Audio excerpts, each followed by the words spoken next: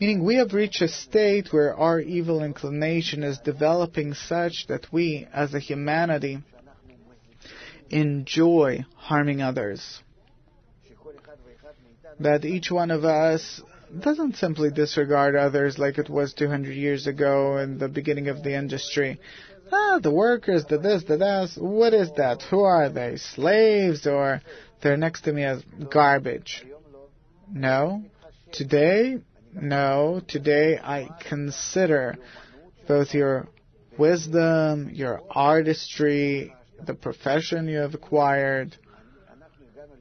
We have reached a state in our development that everyone is someone, is something, and correspondingly my ego wants to enjoy how much more I am with respect to you, how much more I can use you.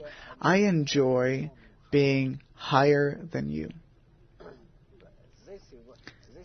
This is the sign of the most developed evil inclination. Not to simply be wealthy. So what if I'm wealthy? Who knows about it? Only my banker knows that I have a few zeros in my account there. That's it. No one else. This is what we need to know. I enjoy going out with a luxurious car, luxurious yacht, different things. If I rule, if I control, I enjoy suppressing others because the money, it no longer satisfies me. If I have a luxurious car, I suppress others. I don't get it.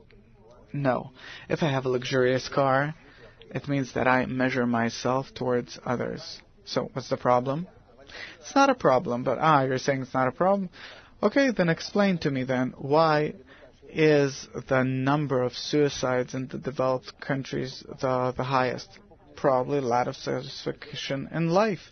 A lot of satisfaction. It's not enough for me. I came to the end. I can no longer draw pleasure from suppressing others. But it's not suppressing others. I bought a luxurious car. I worked hard. I made some money, bought a luxurious car. Why do you buy a luxurious car and not a carriage?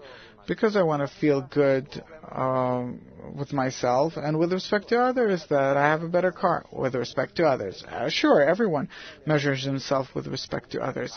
That means using others.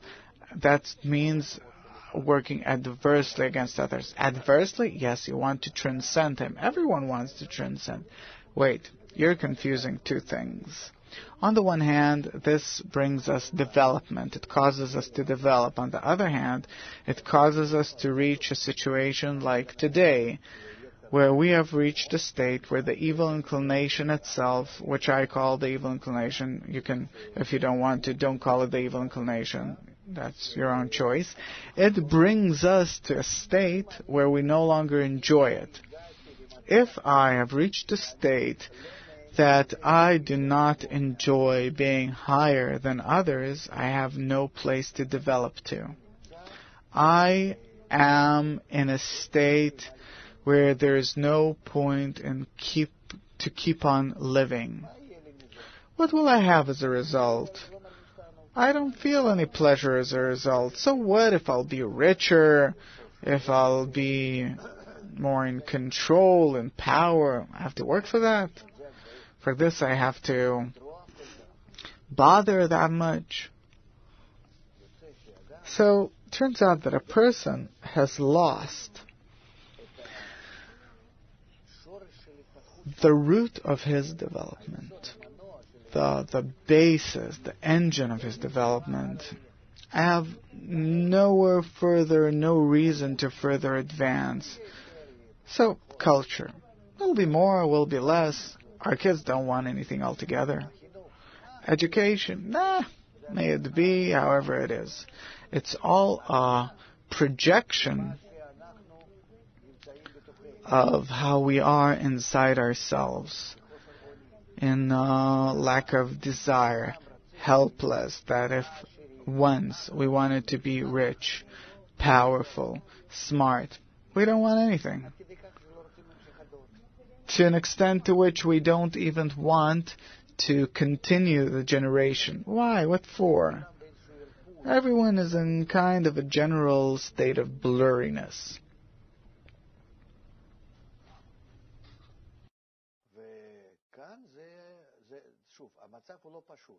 And again, the situation, it's not simple. It's multifaceted. It's multi-layered.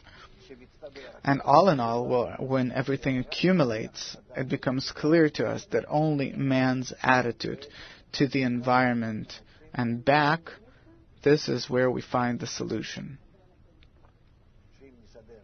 That if we organize our relations correctly, we can make our life excellent. And then we'll get new powers. That now as if now we are helpless. Why continue and so on? Because then, when each one of us, just look, we've developed to this day, each one of us, linearly, in his particular development, personal development, like in a straight line. A straight line from the beginning of the world and to this day, where our desire developed and developed and developed more and more and more in quality and quantity and brings us to achievements and so on. And suddenly, a stop. No point.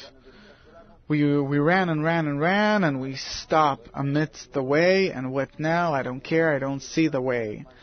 I see that it's this way till infinity. Why keep on running? This is what we see. This means that we have lost the way in the middle of the desert. Or in some other way you could put it, you're like in space. Where? Why? What for? What is there about it? Better sit, do nothing.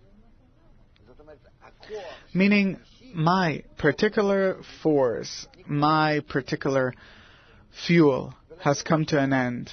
And this is why we're in such a despair. It began 50 or 60 years ago.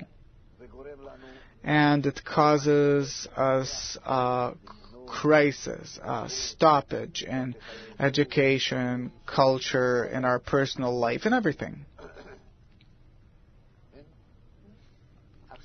Now, this force will not renew as if reached the end. There's no point in living. Ask the doctors that give out medicine against depression. They'll tell you. In 2011, ask me here in the classroom. There's lots what to live for. Mister, I'm talking about statistics. In 2011, the percent of suicide in the world grew in 50%. Yeah, but we're not all that way. Yeah, but we want, before this patient called humanity dies, we want to grab him before that. We're not talking about the final state. Terminal, but it's not the final situation. But in correspondence with what's going on, this is the tendency. Better listen. I want to say that the additional force that will advance humanity, it's not from man himself that doesn't have where to bring out the desire to live from. There's no place from where to get it from. Better off is he who wasn't born at all. But if he started connecting with others, there he will find additional forces, because he has 7 more billion desires from which he can be impressed for the better, inspired for the better, to acquire those desires, start influencing them, getting pleasure as a result, and getting this pleasure in return from them.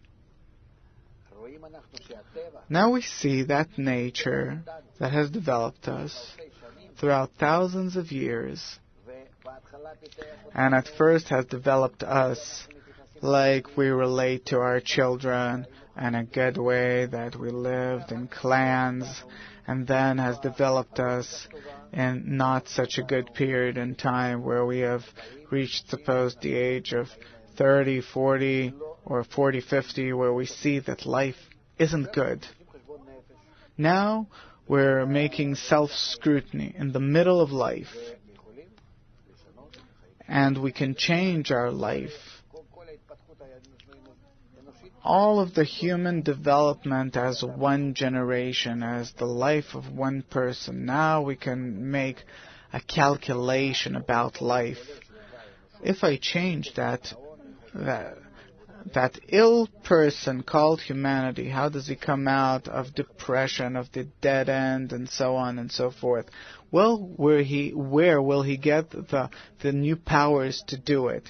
As a result of now being able to acquire his life from the environment, from society, he starts discovering that it is him, that it is all one. I actually return back to myself those very parts that are mine, only I didn't feel them that way. It's similar to some extent to a woman that has grandchildren. Suddenly she gets grandchildren. It gives her a new life. She loves them much more than she loved her children. Why? Because now this is the only pleasure that she can have in life.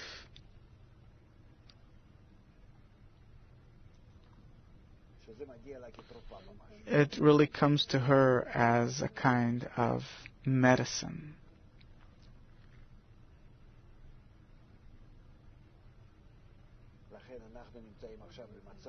So now we're in a state that if a person will not acquire these additional desires from the environment, from which he will feel these great additional pleasures, he won't only fall into despair and depression, which is already the number one illness, or in drugs and so on, but he'll go to terrorism and world wars, and really he won't know what to do about himself due to his helplessness. Why do I live in such a world? It's better to die than keep on living this way, or let's eat and drink, for tomorrow we die.